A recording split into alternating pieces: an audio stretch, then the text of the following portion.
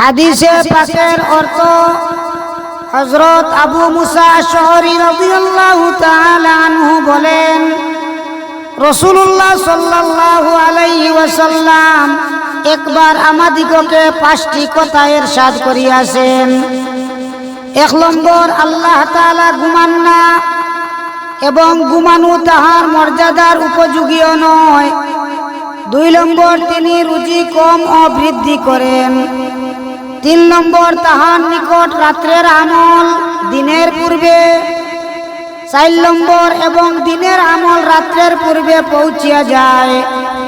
5 নম্বর, তাহার এবং মখলুকের মাঝখানে পর্দা হইল তাহার নূর। তিনি যদি ওই পর্দা উঠাইয়া দেন তবে আপন মখলুকের যে পর্যন্ত তাহার দৃষ্টি যাইবে তাহার পবিত্র সত্তার নূর সব কিছুকে ভস্ম করিয়া দিবে। আল্লাহু আকবার।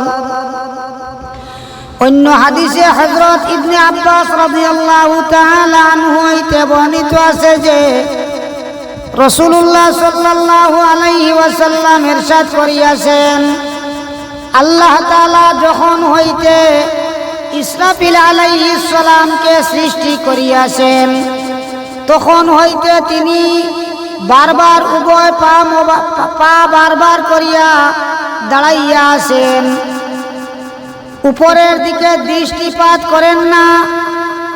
তাহার এবং আল্লাহ রব্বুল আলামিনের মাঝখানে 70টি নূরের পর্দা রহিয়াছে।